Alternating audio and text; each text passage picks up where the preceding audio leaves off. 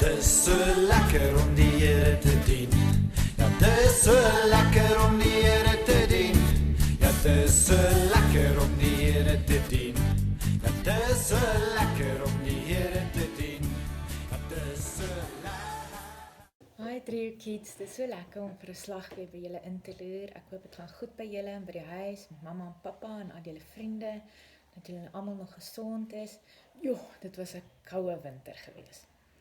Ek wil by jou hoor, het jy 'n gunsteling speelding? Iets wat jy altyd saam met jou vat as jy op vakansie gaan, wens jy kon saam skool toe vat, iets wat vir jou verskriklik spesiaal is. Het jy al daai ding verloor? Of dalk by ouma, oupa vergeet toe julle vir 'n naweek daar gaan kuier het? Och, en dan sit hy gesukkel as mens dit moet terugkry, nee. Of het jy dalk al saam met mamma en pappa winkel toe gegaan en toe raak jy weg vir 'n tydjie en toe moet hulle jou soek en soek en soek. Dis nie lekker as iets waarvoor ons lief is, wat ons vir omgee, wat ons baie verhou, wegraak nie. Nou Jesus vertel 'n klompie stories in die Nuwe Testament, ons noem dit gelykenisse. Die stories wat hy vertel het om vir mense iets belangriks te verduidelik. En een van die stories vertel Jesus in Lukas 15 vers 1 tot 7. In die Bybelse tyd het baie mense gekla oor die tipe mense saam met wie Jesus gekuier het. En hy vertel hierdie storie in Lukas 15 om vir mense te verduidelik, vir God is almal belangrik. Nou Jesus vertel die gelykenis van een skaap wat wegraak. Hy sê 'n skaapwagter het 100 skape gehad. En op 'n dag raak een van daai skape weg. Nou meeste van ons sê, joh, 99 is baie meer en baie belangriker as net die een, maar Jesus sê nee, almal is vir God belangrik. En daarom los die skaapwagter, onthou julle, ons het lank terug gesê, Jesus is die goeie skaapwagter, die goeie herder. Hy los al die 99 wat veilig is en hy gaan soek hierdie een belangrike skaap. Jesus vertel hierdie storie om vir die mense wat hom geluister het, om vir ons vandag te verduidelik, maar elke liewe mens op aarde is vir God belangrik.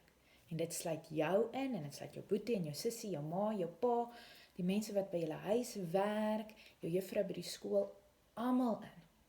En God sê dit is vir hom so belangrik. Hy wil hê ons almal moet by hom wees en saam met hom leef en veilig by hom wees.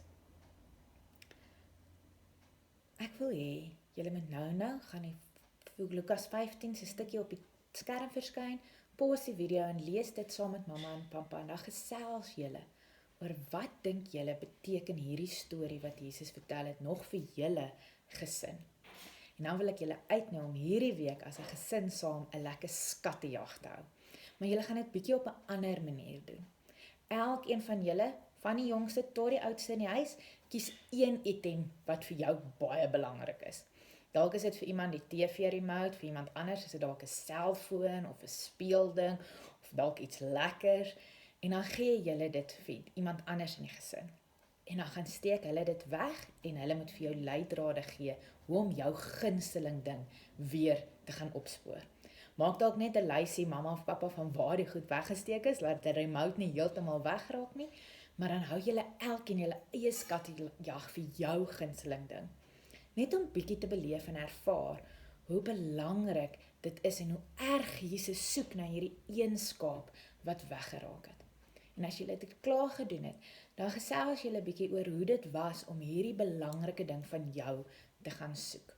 En dan lees julle weer Lukas 15 vers 1 tot 7 saam. Laat weet my hoe gaan dit met jou skattejag en laat weet my sommer wie het wat weggesteek. Ek hoop dit gaan baie goed met julle. Mooi bly hoor.